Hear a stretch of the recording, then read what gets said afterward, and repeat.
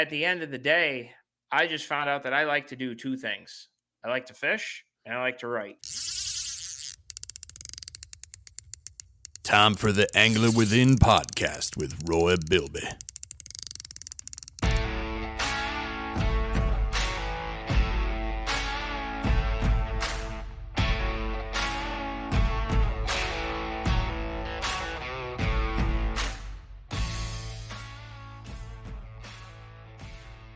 This week we got a special guest, and I mean special. This guy, and a lot of guys who follow me on Instagram follow Nick as well. I'm talking about Nick Petrou. If you're on Instagram, you know him as Bucktail Nick, the guy who's always posting giant, largemouth, smallmouth. You want to talk about limits of ducks and geese as far as you can see them lined up or as high as you can see them stacked. Check out Instagram at Bucktail Nick. Nick, welcome to the show. Thanks for having me. Roy, I'm just happy to see you. We don't get to see each other very often. We went from 4 years straight of me being in college, us seeing each other every day to now only seeing each other once a year. It's, you're like my second dad. So it's nice to see each other, even though it's virtually. We had an awesome relationship. When I was working, the college approached me. They needed another recruitment tool, and they asked me to start the bass club. And the president called me in the office and said, "Do you know anything about college bass fishing?" I said, "What do you want to know?" And I printed out 2 stacks of paper, one from BASS and one from FLW. I said, this has been going on for 20 years down south. I mean, they're recruiting kids for college. They're recruiting college students and paying them fishing scholarships based on their high school fishing records. All right. We are way behind the curve here. But we don't have a year-round season like they do down south. So long story short, I started the bass club, and about 4 years into the bass club, 4 or 5 years into it, Nick comes to college, addicted to fishing like so many of us, and he joined the bass club. We got to know each other. He and Tristan were the same years in college. They became best friends. What, were you guys roommates? So we were roommates for a little while. Yep. That's what I thought. And we just did a lot of fishing together. Yeah. And these two guys, I mean, they were standouts because they were always posting big fish, and we got acquainted through the bass club. I take a lot of students fishing, but Nick and Tristan became regulars in my boat. These two guys are family, and I can't stress that enough. Not just fishing fraternity, but I mean family. They've had dinner at my house. They've slept at my house. We've hunted together. We've fished together. I've been to their houses. We went to Tristan's wedding last year, the fishing wedding that I told you about, JD. Mm-hmm. That's his buddy Tristan. And Nick was in the groom party. And Nick, can I say this on the air? You're getting married next year. I am getting married in June of next year. I'm engaged to a wonderful woman, and she loves to fish with me. And, she hunts with me. She fishes with me. We have a beautiful life together here in Western New York, and I can't ask for much more than that. Well, congratulations. Thank you. Is she a good fisherwoman? She's very good. It's nice because she didn't know a lot about it at first. So I just kind of took her under my wing. I taught her a lot of things, and she's now has bigger largemouth and smallmouth than most adult men fishing in our area. And even fishing in the state. She's got a smallmouth under her belt that's just a hair over 6 pounds she caught with me last winter on Lake Erie. It's pretty wild. How awesome is that? That is awesome. Yeah. I'm surprised you let her into your hobby. I mean, I don't know you, but obviously, some guys that would be a big no-no. Some people it is, but for me, it can also be a big plus. Sure, it can. That's how I think of it. It's another way to bond, for crying out loud. I'm putting you on the spot, Nick. I'll definitely say it is a plus. We do a lot together, but there are hobbies that we do, not together. It's not like she's coming fishing with me all the time. She has her hobbies. She likes to garden around the house. She loves to go on hikes. We do a lot together, outside of the hunting and fishing. But you know what? Sometimes it's nice as much as I love hunting with all my buddies and shooting piles of ducks and geese with my buddies, sometimes it's nice to go out, just her and I. We hunt close to the house sometimes and go shoot a limit of geese, and it's wonderful. Or sometimes we'll sit in a tree stand together. She shot her first deer with me, not last December, but the December before. But And that's special. I think I was more excited than she was on that one. No I kidding. cried. Yep, no kidding. I'd be so thrilled. I would too. JD, you know that. I was waiting for you to cry when you were introducing Nick. I wasn't sure if you were going to do that or not as we got going. No, I'm Nope. good. You're good so like I far. said, You're all right. Nick's family, and it's just so good to see him. We have had so many special times out there on the water, and I get this. So many of the students that I've taken out have said to me, you got so much knowledge. I just want to learn from you, and I always tell them that's a two-way street. I'm going to learn from you. You can learn from anybody you fish with. So that is a two-way street. And that's what it was fishing with Nick and Tristan and all the kids in the club. I learned from everybody. And when the guy you've got with you, regardless of the age difference, if he's a really, really good stick like Nick, pay attention, because you're going to learn stuff. And I did. And now, I mean, that's our history. That's how we got acquainted. But tell us what you're doing now, because this is really cool. So let's put it this way. I wanted to move to Western New York for the longest time. All of my friends that I went to college with, they all live out this way. I would always find myself coming out here to hunt, to fish. We have some of the best fishing in the state is all between, that Syracuse to Buffalo area. Yeah. And it's phenomenal. So I lived in Connecticut. Well, originally I grew up on Long Island. My dad was a commercial fisherman for a living. I've been around the water my whole life. And then I moved to Connecticut for 3 years after I graduated college. I had a job in a pond management business there. I was liking it, but I'd always find myself driving 5-6 hours every single weekend, come out here. And now I live out here. I found a job and I've bounced around careers here and there, but I got fired from my last job end of last year. And I was just like, you know what? This is the time in my life. I had the support from my fiance.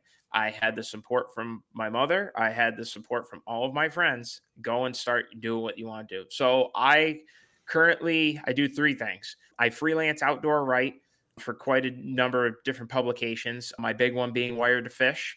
There's one of the leading online fishing publications around.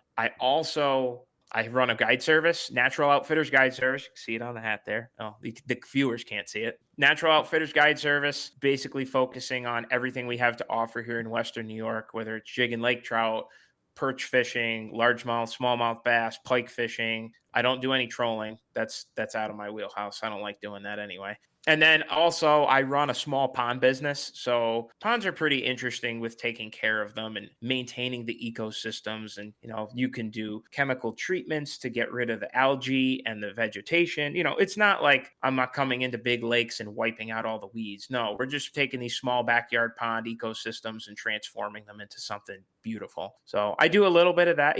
You got to dabble in a little bit of everything. And of course, I fish as much as I possibly can. Well, the guiding business feeds that need. Exactly. Yeah. Getting paid to do what you love, you never work a day in your life. Exactly. Like I went out today scouting to go out and, for my clients for tomorrow. But, I went and caught a bunch of fish. And I was home early and I just sat on a computer the rest of the day and wrote a bunch of articles. Got a lot going on with that. I'm going to ICAST this year. That should be a pretty cool. Oh, man. That's awesome. I got the invitation to go to ICAST. Actually, next week, I'm going with a lot of the representatives of Quantum Fishing. They're sending a bunch of us down to Stuart, Florida to go on a big media event to go and test out some new quantum rods and reels that they got going on for the saltwater scene. Put them through the paces. Oh, I will. That. It's a dirty job, but somebody's got to do it. How many articles a week or a month do you have to write? Usually, let's see, Wired to Fish, I'm usually writing about 4 to 6 a month. And then every other publication is usually 3 to 5 a month. So I'm writing on average probably about 15 or so every single month, usually. Wow. That's a lot. It's a lot, but I will say this, you know, and Roy knows better than anybody. I mean, my grades in college were not great. If it wasn't for writing and writing papers, whether it was for, I graduated with a degree in fisheries and aquaculture. So of course, I mean, fish have been in my life my whole life. But writing was always my strong suit. I never did well with tests. I never did well. Presentations I did great with, but when it came to writing, that's where I excelled, and that's how I kind of made it through school. Same with me. So Same thing. I love to write. I love expressing, the way I feel about certain things when it comes to especially when it comes to fishing. It just comes right out of me. I could sit there and write out an article in, a couple hours, and it turns out pretty good. And it's just stuff that I want to write about. Like I just got finished writing up an article. I get a lot of companies that send me a lot of different things about, just different products. So I just got done reviewing, Roy, you've probably heard of them, the Great Lakes Finesse products. They sent me their new rod that they got coming out, or they just came out with this spring, the Finesse CX rod. I've been trying it out the past couple of months. Excellent spinning rod. I know they got some excellent soft plastic baits. Excellent soft plastic that are getting more and more popular. Definitely on the smallmouth and largemouth end of thing. Right. This is the big one, and you're going to like this, Roy, because their stuff, especially the smaller baits, works great for perch fishing. I have messed around a lot. See, Roy, I've only perch fished with you a handful of times, but other than that, with you, I've never really perch fished much until coming out here. There is no comparison to what, we've done perch fishing to what it is here. It's unbelievable how amazing the perch fishing is here. Well, you've seen what we accomplished on that Seagull, 13, 14, sometimes 15-inch perch, sometimes 100+ days. Mm-hmm. And my affinity for that, I call it my beloved squirm and shad. Yep. And that's the deal for me. And if it works, I don't fix it, but I'm always willing to try something else too. So yeah, I'll check out their baits. Yeah, the Great Lakes Finesse stuff has definitely been, very nice for perch fishing in the spring. Especially they make something called the sneaky underspin, and it's just an underspin style jig head, right, but it's so downsized, super small, and you can throw 2-inch and 3-inch baits on it, which is awesome. And I use that a lot perch fishing here in the springtime. I mean, the two best times, of course, like you say, spring and the fall, the best times to go out and perch fish. Oh yeah. And when I'm guiding, I don't keep any fish. I let my clients take everything. But some days we'll go out, I'll put 4 guys in a boat and we'll go and absolutely load the boat. We're talking 200+ fish. And yeah.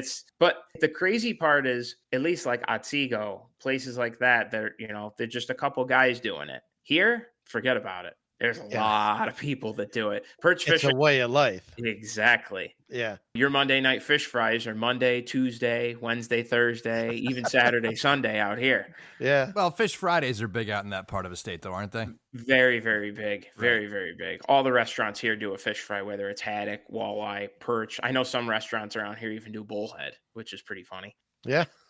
That's wild. I've never heard of a restaurant doing that. A couple of the Finger Lakes restaurants do bullhead just in the spring when guys catch them. And, some guys bring them, they bring like, hey, I need enough for a fish fry. And they bring them in and I cook them up for everybody. The walleye fish fries are big out here because you can commercially catch walleyes on Lake Erie. A lot of the restaurants have distributors around here to get them. And I do love me a good walleye fish fry. That's for sure. Oh, yeah. Oh, yeah. I had smallmouth for the first time last summer. And, blasphemer. Sorry, that just came out without me expecting it. It was same day caught, and I have to tell you, it was better than the walleye was that I was eating. Really? I thought it was, honestly.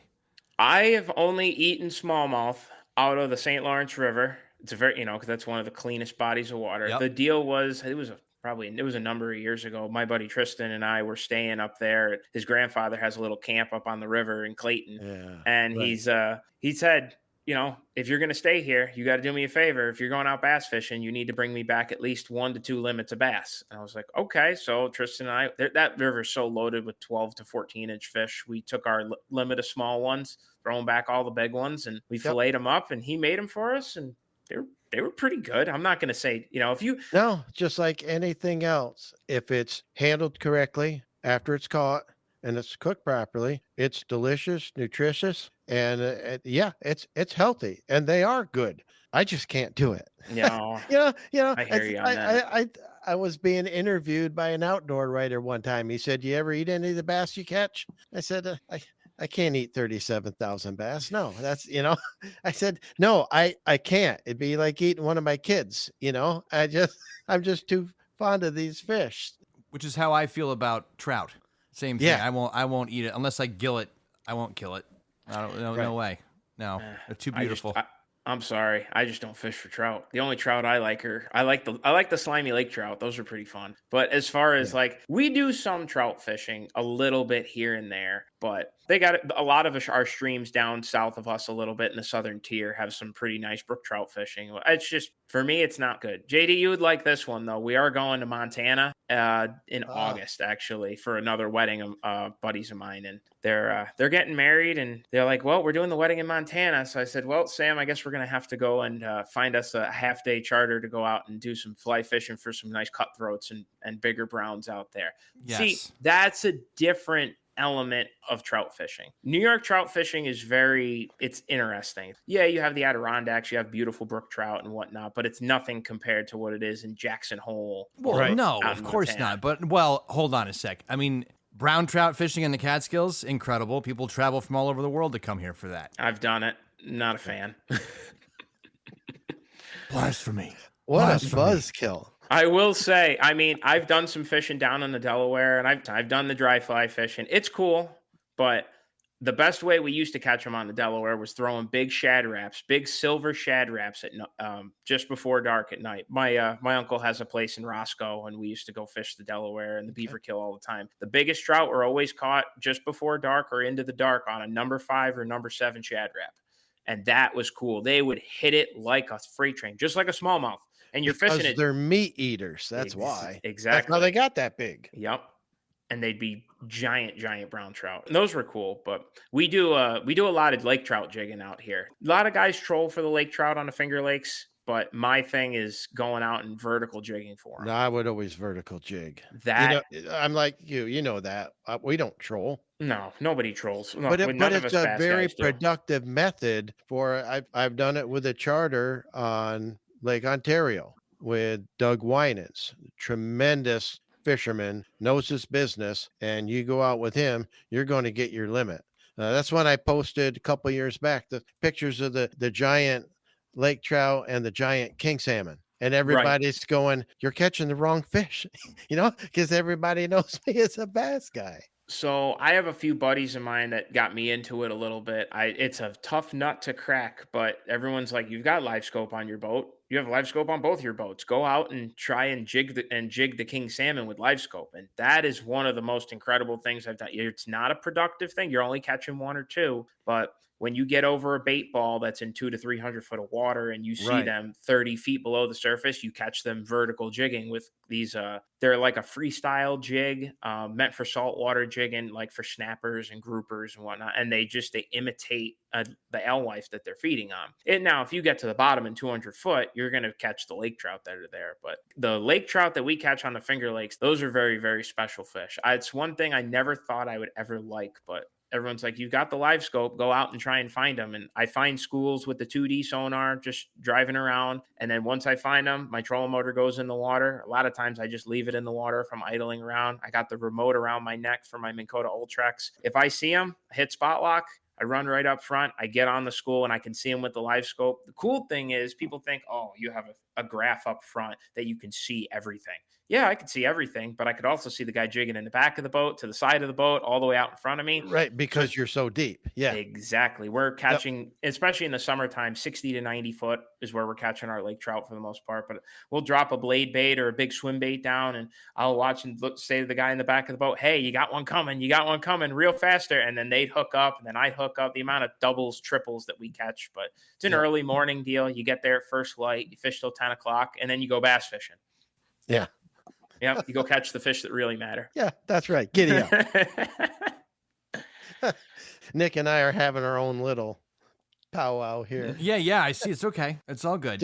Just like old times. Yeah, exactly. You gotta understand the history that we had. All we ever fished for together primarily was bass, except for the occasional perch trip that we did. Even when we perch fish, we'd still manage to catch 15 or 20 bass You can't help usually. it. You can't help it. It's just what you do. But it didn't matter if it was largemouth or smallmouth. We were on a mission to get as many as we could. So, and at one point you started keeping a journal, I believe. I did. I still keep a journal to this day. I write it. Awesome. I write everything down in a composition notebook. It's just I have everything else for the businesses and whatnot. Just everything's on the computer. But for some reason, having a composition notebook that I write in after every single trip, and I can go and look at trends.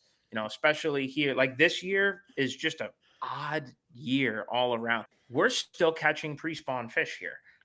Like every single smallmouth that I caught today, the water temperature is 49 to 50 degrees Yep. and everything is pre-spawn. Now, when I fished Lake Erie the other day, we had fish in all three stages. We caught fish on beds, we caught fish in 45 foot of water on the bottom, and we caught fish up shallow feeding on jerkbaits. Yeah. So it's They're wild. in all stages. But you go to a place like Cayuga Lake. Cayuga Lake has such a vast ecosystem throughout the entire lake. You have your eutrophic areas way up in the north end that are super shallow, and then as you get mid lake, you're super super deep and super clear water. But right now, the largemouth on the north end of that lake are almost all post spawn. There's fish just coming out of the spawn. Somehow, guys are really still catching them. I mean, I went out. Roy, you're going to like this one. I had a client the other day. He books with me probably once every other week. Really, really great guy. He owns his own Italian restaurant up in Rochester. Excellent dude. But he loves to catch panfish. He asked me the other day, Nick, could you take me out to go rock bass fishing? What? I said, okay. I said, if you want to go out and catch rock bass, we can go out and catch them. We caught probably 20, 30 rock bass, and he kept his however many big ones he wanted to take home for dinner. His first fish of the day was a 6.25 pound largemouth on Cayuga Lake. And he's like, this is not what I'm looking for. I'm like, what? I looked at him and said, this is what people dream about their whole lives, is catching 6 pound largemouth. Yeah. He's like, yep, no thanks. And he just threw it back. I took a picture of it, but I thought it was pretty funny. And then we proceeded to catch, I think we ended up catching 40 or 50 bass in our little morning trip. Unbelievable fish. And I'm not even fishing for bass. I'm throwing small little chatterbaits. I'm throwing a squirming shad. I'm throwing a little Ned rig, small stuff. And we ended up catching almost 29 pounds for our best 5 largemouth on these little baits. I couldn't believe it. People discount that all the time, but In Fisherman revealed that with Ned Keaty about 15 years ago. And that's how the Ned rig was coined and born. And well, we all know the history now. It's everywhere. Think about it this way, Roy. You didn't start throwing it until I really started showing you out on You're JD's the one that lake. Introduced me to the Ned rig. Yep. And then the first day I threw it, the technique that this is JD. This was on Goodyear Lake. Nick introduced me to the Ned rig. I said, yeah, I've heard about it. I bought them. I haven't used them yet. He's like, it's my go-to. And we started fishing them, and he usually fishes it like you fish a tube, on the bottom, lift and drop on the bottom. But that day we'd had some colder weather. The water temperature had dropped. You needed more of a finesse approach. And that's one reason the Ned rig was working. But I hadn't fished it before, and somehow I just got dialed into where I would make a cast, let it drop all the way to the bottom. We were catching them in 20 to 25 foot, let it drop to the bottom, and I was just dragging it, turning the reel handle once, drag it, and I'd go to drag it again, and my rod would start to load, and I would just lean into it, and it would be a fish. You rarely felt a strike, and it was just a completely different way of fishing it. And we were closely matched that day, but I beat you by a few fish. And I remember you said, I can't believe you beat me with my own technique. You're not wrong there. But it required a different approach that day because the water temp had gotten much colder and the fish kind of backed off. They were kind of in shock. I think too, with that day, that was your rod. You had that, I think it was those 6.5 foot rod that Eric Malone built you. My beloved Malone rod. Yep. And that's a rod that is super whippy, super ultra sensitive that you can feel every single little bite. And it made all the difference in the world. And when you hook a fish on that, it's surprising how much power it's got down in the butt end of that, but it's got an incredibly parabolic action. And playing a fish on that, it's like a magic wand. And I know that Eric listens to every episode. So Eric, buddy, another guy who is family inner circle. I still cherish that rod and use it every chance I get. Thank you so much for making that for me. It is magic. I'm going to bring that out to Goodyear, JD, next time we fish and let you try it. It's a magic wand. Okay. JD lives on Goodyear Lake. He lives I think he was telling river. me that. That's pretty cool. Goodyear is a wild little fishery. It's a river, they're having that riverine system to it, Yep. but then it also It's has unique. it has the same characteristics as a lake. And then the further you go up, it starts to act more like a river with the current. And then you have the little backwater areas that act like a totally different body of water. Yeah. The main lake has current and it's got a channel. So it can fish like a southern impoundment. It's a totally different classroom. It took me a while to learn it, but once I did, look out. I'll still never forget the day we went there with the Bass Club. I got there's no boat ramp on the lake, and we had to get permission. There's like a small dirt ramp near one of the motels. We had to launch off the bank is what we did. Pretty much. But we were able to go in there I brought my bass boat at the time, and Tristan bought his boat. Yeah, we had a little mini MLF style length or numbers tournament. See how many people who can catch the most fish. And, that was a fun day. Catching them on a hair jig and a Ned rig. And we measured them, inches of fish. And catch as many as you want. It was about every fish that we measured had to be legal. But it was total inches, and Nick won that tournament. Yeah, I think I had 100 and I think it was like 106 or 107 inches. I still have the piece of paper that we wrote every fish down that day. Do you? Yeah, I still have that. For five fish, you had 100 and something inches?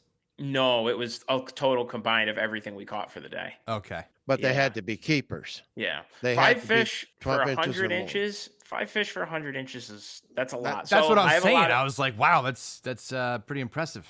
I've got quite a number of people around, especially around where I live. The kayak fishing community is so vast. I'm not.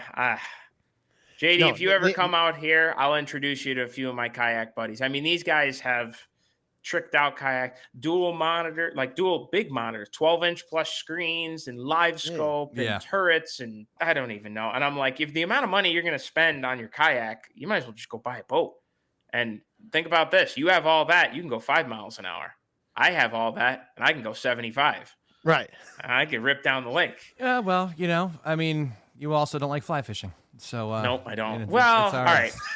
So there are 3 species of fish. There's 3 species of fish that I will fly fish for.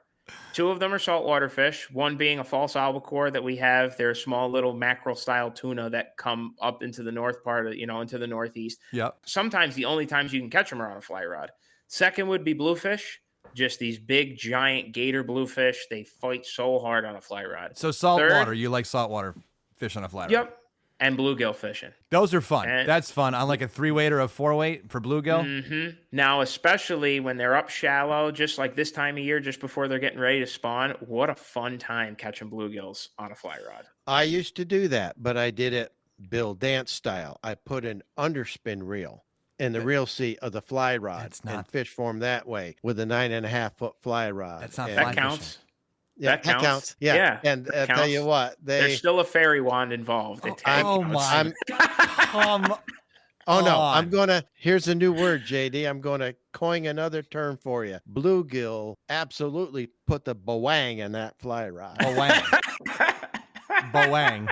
They put the bawang in it. I'm tip to butt. Where did that word just come from? Roy's had that built up for a while. It's just like giddy up. Where does where does giddy up come from? I don't know. I just started saying that years ago. It just somehow became my catchphrase. Kramer said that on Seinfeld. He did. Giddy up. Usually I think he got it from me.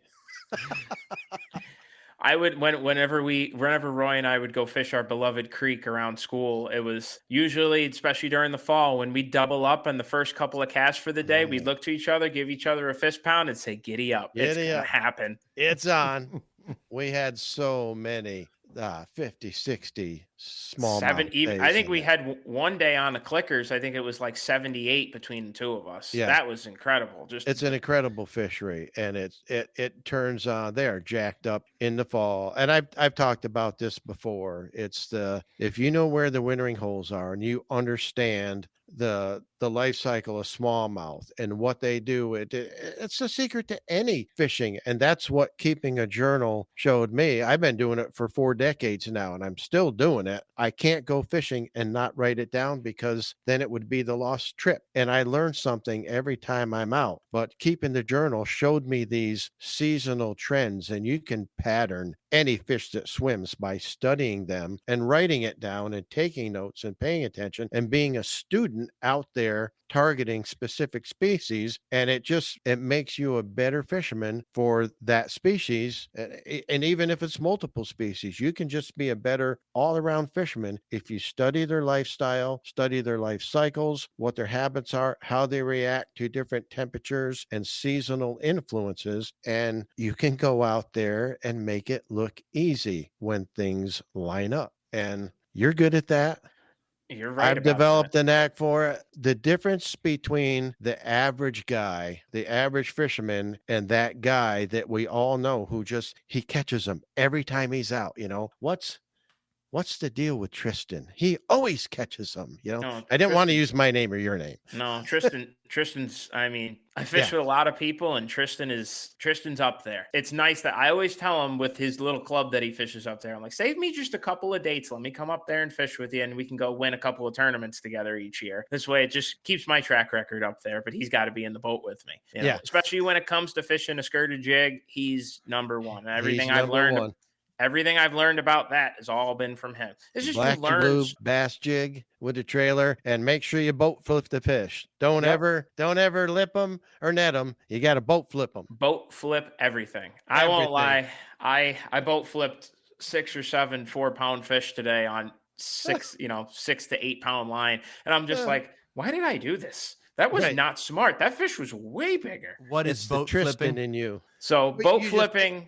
Go ahead. The boat flipping is getting enough pendulum with the rod and the reel that you can get that fish into the boat without having to use a net, without grabbing the fish. Just flip it in the boat. Just get it in. Basically, load the rod, get the fish coming along, and then you just lift the rod and you flip him into the boat.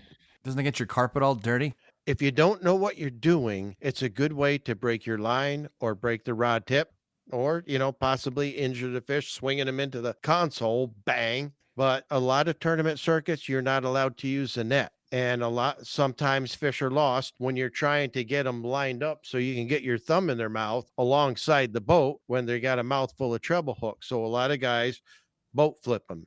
It's very efficient if it's done correctly. Exactly. You got to make sure if you could see that fish where the hook placement is. Like I had a day this year out on the lake next to my house, Canisius Lake. This place is awesome fishing. It's nice. I have that 5 minutes from my house, and I was going down the bank with a mag draft style swim bait, which is a kind of a pre-rigged line through soft bodied swim bait, 8-inch bait in white. They just crush it. And I hooked the fish with a couple buddies of mine, and my one buddy was freaking out. And then before he even got the net, I had the fish in the boat, and he looked, he's like, why did you boat flip that fish? The fish weighed 6.7 pounds. It was a giant. I just didn't even think anything of it. I saw he had the treble hook way in the roof of his mouth. He's coming in the boat. I got 25-pound fluorocarbon on. He ain't coming off. Comes right in the boat. Don't do it with light tackle. Like today, I did break off a couple fish just trying to get them in the boat, and then it's just snap. The lure goes one way, my rod goes the other way. At least the lure wasn't in the fish's mouth. So most people would not boat flip a fish that size. They would flip everything. Right. That's Tristan. So let's get into the guiding biz. When you were going to school and you got involved in the bass team, did you know that you wanted to be a guide? Was that your goal at that point? It really wasn't, honestly. My goal ultimately was, I think all of us, when we had our fisheries degrees, all of us kind of wanted to go be fisheries biologists. It was cool. We did so much fisheries work in college, whether it was electrofishing, stream sampling, and it's not just fish. You're doing water quality assessments and invertebrate samples. Lake management. Exactly. You're doing all sorts of stuff. I wanted to go work in fisheries. I wanted to put my degree to the test. I wanted to use what I spent all this money on, the better good of my future, just where I could make some money. What they kind of failed to tell us in college was that it's one of the toughest fields to get into. And it's it's just been on and off. And I found my little niche with the pond things going on. And I worked for the pond company for a little while. And it was nice.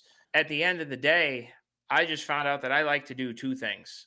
I like to fish and I like to write. And I thought, you know what? I spent the past few months, when I had the opportunity over the winter, I said, I'm going to go in this full bore. I got all my licenses, my LLC started, all my paperwork to keep everything legal. Plus the biggest one was the captain's license course. A lot of people don't become guides, especially around here, is because most of our waterways are Coast Guard regulated navigable waterways. So even Cayuga Lake and Seneca Lake, which are land bound, are still connected to the Erie Canal. So you have to have a captain's license. Right. They're connected to the canal. So basically you have to have that captain's license course. So I hold what is called an OUPV, which is a 6-pack license to take out up to 6 people on any of my vessels that are registered with the state. So I have both of my vessels registered with New York State Parks as public fishing vessels. I'm also a licensed New York State guide, so I can guide on all the inland bodies of water throughout New York State, on top of the navigable waterways like Erie, Ontario, Cayuga. Everybody asks me too, because I do a lot of hunting, are you going to guide duck hunts and goose hunts? Absolutely not. The liability aspect between hunting and fishing, I'd rather get hooked by somebody than have a gun go off in a blind or something like that. Sure. I'm okay with that. It's not something I want to do, but honestly, I love it. To me personally, I've come to the point in my fishing career. I've done a lot of things. I've done a lot of really cool stuff, traveled around, fished for everything. I like watching other people catch fish. I like seeing the smile on their face. So I will say I had a client the other day, 26 years old. He came on the boat with his mom. They only wanted to go for 3-4 hours. I said, that's fine. I'll give you a discounted rate. We want to make sure we get him on some fish. So this kid, bad car accident, extremely bad brain trauma I think he got into a car accident when he was younger with I think his father or something like that. He's had 2 or 3 brain surgeries, can't fully focus well. I mean, unbelievable. It was hard for him. So we ended up, of course, the bass right now are kind of spawning. The smallmouth are on beds on the lake next to my house. I said, let's go out for a couple hours and we're going to go catch a bunch of fish. And they're like, you sure he's going to catch something? I said, I'm confident he's going to catch something. Trust me. So I took him out and he can talk a little bit. He's just, he's not all there in the head. And, I felt bad. I sat up there in the front of the boat with him while his mom watched and I coached him through everything. And she came up to me at the end of the day and said, this is the most focused my son has been on something that he loves so much that I've seen in years. And, it brought a tear to my eye. He wanted to use his rod, a little Zebco 202 on an ugly stick. I was like, that's fine. I threw a Ned rig on it and I coached him. He looked at me and said, thank you. Like, this is what I've been waiting all year to do. And they weren't a big smallmouth, but 2 and 3 pounders, he was loving life. Yeah, it didn't matter. I'll take it. Yeah. I take a lot of kids out too. That's what I really like. There's a lot of people around here. Hey, my kid wants to get into fishing. What do I need to do? I was like, well, listen, I have everything. I'll give you a discounted rate. Let's go out for 3 hours and see if they actually like it. So I've got one woman just south of me. She books with me every once in a while with her kid, and kid loves it. She sits on the boat, reads a book. Kid goes home with, catches 15 or 20 bluegills, bass, pickerel. I take them to Honeyway Lake. Lake's loaded with fish. They have a blast. It keeps kids off of the computers, keeps kids out of the drugs and alcohol and whatnot, and it keeps them outside. Exactly. And it keeps them keeps them grounded. Fishing, that's the one thing I love about fishing. Fishing brings people together. Sometimes it might not bring the best of people together, but it definitely brings people together, and I usually think in a good way. And it keeps you grounded, like you said. Mm-hmm. That's what it does for me. That's my right back to center, right back to square one, keeps me grounded. And if I haven't been out for a while, my wife is telling me, you need to go fishing. I'm like, yeah, tell me about it. I need to get back to me. Right. You got to escape for a little bit. And that's why, I leave the hunting, especially, as much as now fishing is my life. Fishing makes me money. But everyone's like, just do something with the hunting stuff too. And I'm like, I need to keep something to really keep me grounded, especially turkey season. I feel terrible. I've hunted 2 days during turkey season this year. And that's my favorite thing to do in the entire world. But May is also one of the best months to fish, whether it's for bass, trout, bluegills, walleyes, whatever.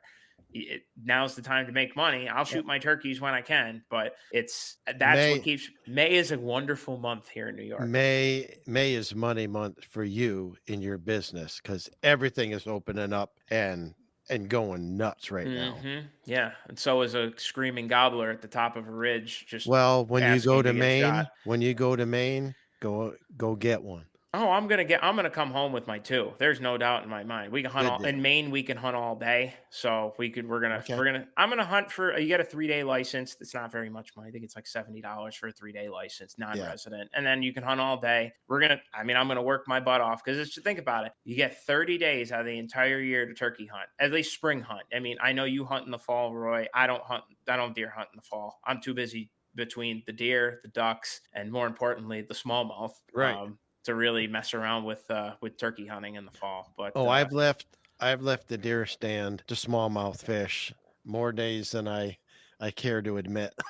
I will say through the right, you've heard it, Roy. You've heard Mark Zona talk about if you can escape from the deer stand for just a little bit in October and November, you're going to experience some of the best fishing of the year. And I've sat and talked with him about that for hours on end. Mark's become an acquaintance of mine that we've been able to, for my writing and whatnot. It's pretty cool. You had mentioned that to me. Yeah, he's a cool dude. Oh, yeah. But he's right. And we do get out there in October and November. We know exactly what he's talking about. And we have the lakes all to ourselves because everyone's Giddy up. Giddy up. Giddy up. That's right. No, the guiding wasn't planned, but it's I'm thankful that I did it. I've got to meet some really nice people that I can call on a daily basis and just talk about life with. And you meet some really cool people. That's what I love about it. You see all walks of life. Yeah, you get your people that aren't so nice and that are very strict, but those are people you just don't take fishing again.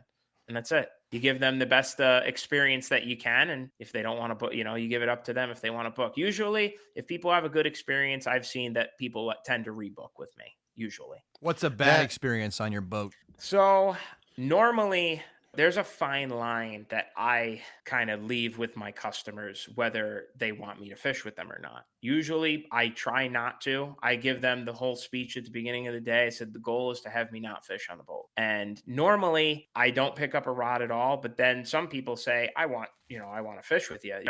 This is the whole point. I want to learn, you know so much, like you just standing there telling us isn't helping. We want to watch you. We want to watch the master work. So it's like, okay, but usually we'll pull up to a spot. I'll catch a couple. I'll show them exactly what I'm doing. And then they usually replicate after that. I had an instance this spring. It wasn't the most ideal thing. The kid came from out of town, wanted to go to Cayuga Lake largemouth fishing. He's like, I want to really fish with you. And I'm like, I want you to fish with me. And it got to a point where I wasn't trying, but I was wrecking on him. And I had a 6, multiple 5-pounders, but I was in the back of the boat. I was controlling the boat with my remote from the back of the boat and letting him get all the best fishing off the front deck. He's getting all the first casts and I'm just doing cleanup behind him. That was the whole plan. He got to a point, he's just like, we can't do this anymore. And I'm like, what do you mean? He's like, well, you're putting yourself in the best position. I said, dude, I'm putting you in the best spot. I'm lining up the trolling motor on the live scope. You can see everything, what the structure is. I'm setting the stage for you to catch them. And it's just, that was the one. And that's where I always like draw the line with the customer. Certain customers, they want me to fish with them, especially panfish. Perch fishing, they're like, what are you doing? I'm like, making sure you're on the fish. No, you need to pick up a rod. We want to take fish home for dinner. And I'm like, you don't got to ask me twice. I love catching perch. Those were always the main conflicts that I've really found is just it's having that fine line of you as the guide picking up a rod. Like tomorrow, I'm not touching a fishing rod at all because I got my fill today and I'm going to tell them exactly where they need to cast tomorrow. And hopefully I can just take the fish off the hook for quite a number of hours all day tomorrow. That's the goal anyway. Seeing the looks on people's faces when they just smile and start really catching them, they're like, I figured it out. This is awesome. Usually, especially like with kids and with, inexperienced anglers, they're like, I'll put lures and stuff on. They bring their own rods and they're like, oh, well, here, you got to take this back. No, keep it. This way you have something if you want to go to the store and buy it. I do part-time. Also, I work at Sportsman's Warehouse up in Rochester once a week for 4 hours just to, I keep a discount. I get some stuff off and I help a lot of people. Surprisingly enough, I sell guns and work in the hunting department, but I do get my clients that come through. I said, hey, if you're off on a Thursday or if you come after work, come and I'll set you up with whatever you can. I want to make sure you're fully outfitted to go on your next fishing adventure. So I would think as a guide, the client I wouldn't want to get is the guy that comes on my boat, looks me straight in the eye and says, look, I'm paying you for this. I better catch him. He's starting out with a bad attitude. So I haven't found that yet. Usually Good. what I tell people is they're like, oh, we're going to catch fish today, right? And I said, we're going to catch them. I said, we might have to work for them, but we're going to catch them. It's just, you have to do your best due diligence as a guide to just work your butt off to put them on fish. Like, I had a group of clients perch fishing this year. We just had a bad rain. And Roy, you know better than anybody that perch fishing, when it's that cloudy, dirty water, is almost impossible. You need some sort of clear water. They're sight feeders, just like smallmouth. We started out the day, they booked a combo trip with me. So in the spring, I offer a few select combo trips. I'll do lake trout. I'll do a full 8-hour day, lake trout in the morning, and then we'll go catch perch in the afternoon. So they booked one of those with me. We started out lake trout jigging. The weather wasn't great. We picked a couple here and there, but it's not like the fish weren't there. I have pictures on my phone of the screen absolutely lit up. Just they wouldn't chew.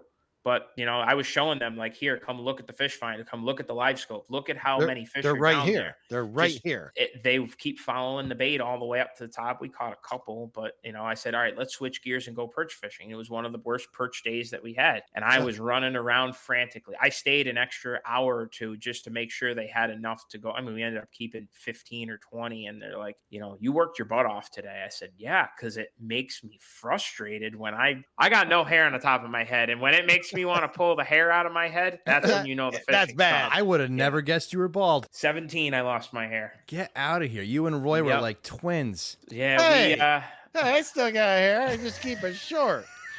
Well, my dad was bald. My dad's dad was bald. My dad's dad's dad was bald. And my mom's dad was bald. I was screwed from the beginning. So yeah, you didn't stand a chance. It's all right. It doesn't run in my family. No, hey, JD, just so you know, I keep my hair this short on purpose to keep it out of my eyes when I'm running my boat. Okay. I see. I think of it as air conditioning. The best thing is when you're running down the lake and you have a hat on and you just pull your hat off and you're going 60 miles an hour down the lake and just, oh man, it's on a hot summer day when it's 85 degrees and sticky out. Oh, it just makes everything so much better. Yeah. I know it looks like my belly is asking me these questions, but I had to stand up for the leg real quick. Oh, how's the leg feeling? You feel better enough to get on a boat now, or not what? Not yet. We're getting closer though. We're getting closer. Okay. You got a nice new kayak you got to use. He's got it tricked out. Yeah. I was listening to a couple of the podcasts when I was on my way fishing this morning, so I had to give you some sort of crap about I appreciate not being able to use the kayak. It doesn't have live scope, but it does have a torpedo.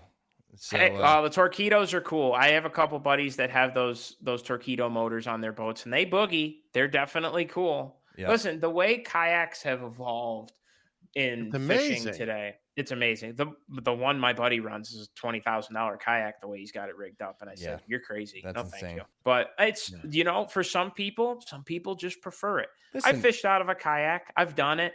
I like, I have 2 kayaks that sit at my house. I also have a 12-foot John boat, a 14-foot V-hull, a big 22-foot skiff, and a 21-foot. That's why the kayak for sale I saw online. Yeah, that's why the kayaks sit in your yard. That's exactly. Well, I have the kayaks more get used during duck season more than anything, because just to paddle all the way in the backs of the swamps. There will never not be a need for a kayak. I say this to everybody: whatever gets you on the water. The more that gets you on the water to go fishing, the better. We got a wonderful sport. Any way that you can get out and do it, the better it is. I agree wholeheartedly. So my last question, what is the weirdest thing that a client ever brought onto your boat with them? So I've got a rule on the boat, and Roy knows this rule better than anybody. Of course, it's the superstition of any fisherman. I don't subscribe to that, but I know where you're going. You know where I'm going with that. So Poker would eat one every morning in the boat, and we would just laugh, and then we'd go whack them. See, I've had experiences like that, but it's still just a superstition. The big 2 of mine that were big were no change in your pocket and no bananas on the boat. I've ripped a couple bananas out of clients' hands, and I said, especially perch fishing in the springtime, I've had a couple clients, they rip out a banana, and I'm like, no, I need to put a sign on the boat that says no bananas on the boat. Yeah, you do. That's right. And that's the thing. They pulled out a banana. The perch fishing was slow. All of a sudden, I threw the banana out of the boat. I panned the live scope to the side. I said, there's a school of perch. And we sat there for 3 hours and just absolutely beat them up. And I said, you know why we caught the fish? Because I got rid of your damn banana. Yeah. I hate But bananas. what's the deal with the change in the pocket? Change in the pocket was just, I don't know exactly what it was. You know who taught me that one, Roy, was Tom Patwell. Tom was one of our other members of our bass club. And I used to always carry change in my pocket. And then some days he would just be wrecking them in the back of the boat. And he's like, well, what's going on? He's like, I hear your change rattling around your pocket. You know, it's bad luck, right? I said, yeah, let me take it out. I took my change out of the pocket. I just threw it in the water and started fishing. And I started catching them too. I never heard of that. I will never carry change in my pocket. That came from Tom. I always used to give him crap for wearing his hat backwards. He still does, but when I mention your name, he always turns it around frontward. I know he does.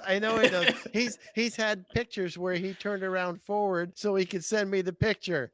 And then I look at the rest of the pictures in the post and he's got it backwards. Yeah. He's awesome. He's an awesome dude. Another one of my Long Island friends. He's a great, great, great human being. But the worst thing, I can't say the worst thing that I haven't had any bad experiences of people, bringing something weird on the boat. What I do get with guiding is you get a lot of people that bring a lot of food and they bring a lot of weird stuff. We're in an area here where there's just everyone's a hunter or a fisherman, whether they do, they duck hunt, they deer hunt, turkey hunt, rabbit hunt. I've had guys bring smoked rabbit on the boat. One dude brought smoked salmon and lake trout because he had a bigger boat up on Lake Ontario. He just never fished the Finger Lakes. He brought smoked salmon and smoked lake trout. We're jigging lake trout. I mean, he says, here, you need to do me a favor. He hands me a bag and a board and like a cutting board.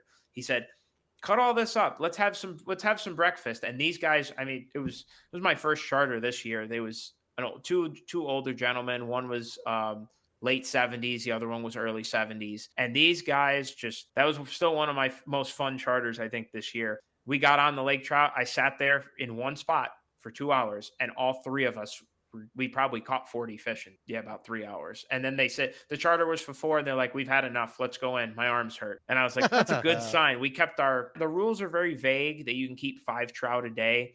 And I have always read it as it's you're only allowed 3 lake trout and 2 rainbows or 2 browns, but you can only have 5 total. So I just tell them, listen, the rules say 3 lake trout. Let's keep our 3. So we kept our 9 fish quick. And I said, let's play catch and release. These 2 guys they're experienced fishermen. They're like, we don't need you to unhook the fish. Just here, take all this food and cut it up on the charcuterie board. So here we had a charcuterie board while we're jigging lake trout in middle of March on the lake. Food's huge. Guys usually bring sandwiches. For me, they bring drinks. And, I tell guys, that's another pet peeve of mine. Like I tell people, if you want to drink and have a beer on the boat, I'm not going to tell you no. But, they get offended though. Like here, you want a beer? I said, legally, I can't because, with being on the boat with the captain's license and everything, you can't be under the influence kind of deal. Right. Now, afterwards, when we're back at the dock, cleaning fish, or if I'm back home, different story. But if I'm going to get in a car or I'm on the boat, no, absolutely not. But they can have it. I tell them I can't have any right from the get-go. No, definitely. We don't get a lot of weird things, just a lot of food. Definitely a lot of food and a lot of cool, good things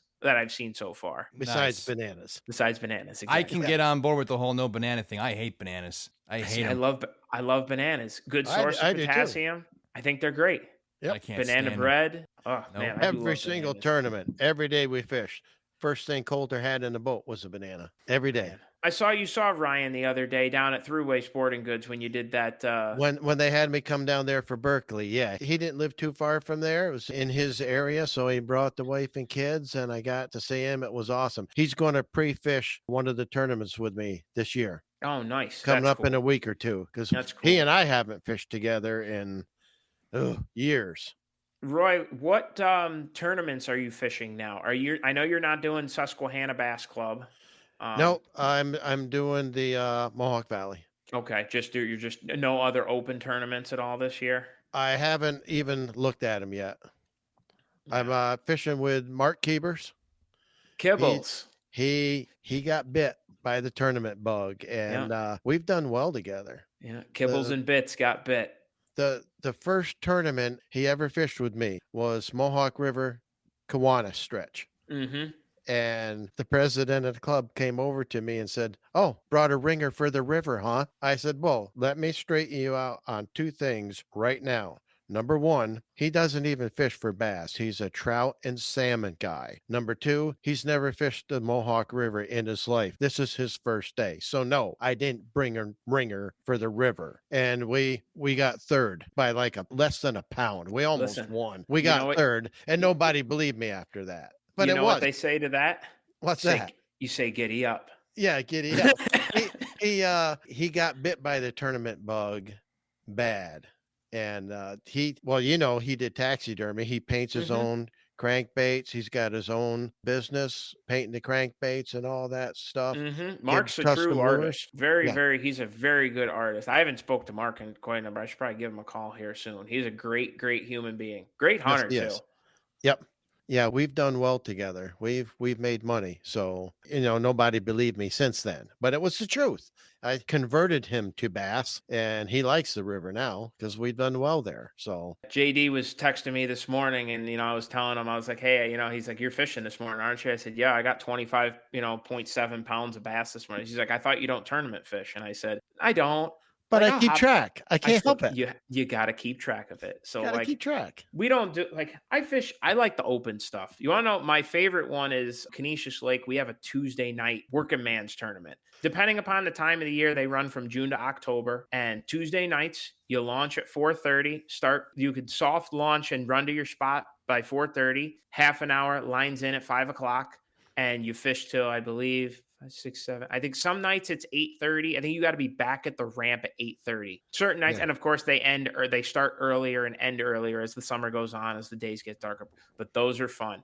No 5 fish limit, only 3 fish. Yep. That's a lot of fun. They all started getting mad at me midway through last year. I had a partner in the beginning, and we just weren't clicking. Things weren't going. And of course, summertime smallmouth fishing, I'd like to go and live scope out in the deep and where the smallmouth are just roaming in the middle of the lake on bait fish. And he would start to throw a fit because he's like, "I can't do any of this." I said, "All right, I'm going to go fish one by myself." And the first one I went and did by myself, I won it. And I either took first, second, or third till October every Tuesday. That was fun. Yeah. Guys started getting mad. "Shut your live scope off, Nick. You don't need it. Go largemouth fishing." So one night I actually went largemouth fishing. I proved him wrong. And I had a 6'4", a 5'7", and like a 3-pounder.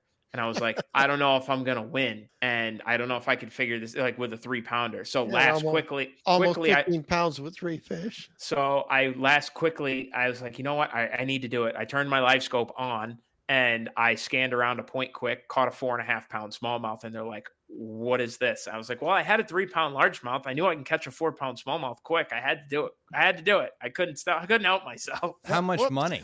Oh, they're not much. I mean, They're not much on the shore or the weeknight tournaments. so Sometimes you get 15 boats. Oh no. So here, usually the first tournament of the year, we're doing about 40 boats for a Tuesday night tournament Really? at $40 a piece. Okay, $40 so what was your cut on average? It was a decent chunk of change. So normally it would be a couple $100 because what Every you would week. have Every week. every That's week. Great. So the best part is if you won and got lunker, that's your money prize. You'd get probably $4 and change $100. But normally I'd walk out with $200-$300 sometimes on a Tuesday. But sometimes I would have a partner. So like I have one buddy that I strictly fish Canisius Lake with because we share a lot of information together. I don't fish with anybody else except for him. So I don't mind it, but it sucks when him and I fish against each other and we want to fish some of the same stuff. But then again, sometimes I can just roll down a shoreline if I find a good enough stretch of grass, catch a couple click largemouth. I like an 8-hour tournament, but those 3 to 4 hour deals, you have 3 to 4 hours to figure the place out. And it's tough, especially when you're not there every day. But they do have a rule, which it's going to be interesting this year with me guiding. The day of the tournament, you cannot be on the lake. You can't be working on the lake. You can't be anywhere near the lake. I know guys that, they install docks for a living and they fish some of the tournaments. They won't work on that lake on Tuesday so they could fish the Tuesday night tournament. A couple of buddies of mine got disqualified because they went to enter the tournament and they're like, "You've been out here all day. Like your truck's been in the parking lot since we got here." And they pull up into the ramp, go to sign in for the tournament. It's kind of like, it's kind of cheating. if you go out and free fish and whatnot. So it's going to be interesting. Like if I'm guiding a client on there for the day, you can't fish the tournament. Every little lake, Honeyaway's got a weeknight series on Mondays. Canisius is on Tuesdays. Silver Lake and Perry's got one on Thursdays. It's cool. I like the midweek stuff. There's not many people on the lake. It's just you and the 15 to 30 boats that you're fishing against. It's cool. It's a good time. Oh, absolutely. Well, holy cow, we burned an hour easy. This like has been nothing. This has been great having you on, Nick. Thanks for joining us. Hey, thanks for having me. This is awesome. Do you mind if I do a sponsored plug for my guide service? Go for it. Go for it. Well, if you're listening and want to come into the Western New York area and you want to go, bass fish, perch fish, go catch panfish, of course, big largemouth and big smallmouth, give me a call or go visit my Facebook page or Instagram page, Natural Outfitters. Instagram is at natural.outfittersny. Go check that out. I post pretty frequently, every couple days or so, just giving everybody a report whether I go out and fish myself, just to keep everybody posted. But we offer fishing everywhere from Syracuse to Buffalo, in the Finger Lakes, Lake Ontario, Eastern Basin of Lake Erie, the Niagara River. Anything that you want to catch, I'll customize a trip, whatever you want to do. If you want to just take your kid out for a couple hours, you want a full hardcore 8 hours plus a bass fishing. I am running a Father's Day special. My Father's Day special is 25% off any trip if booked in June. Now, if you booked it in June and want to go and do it in October, that price still applies.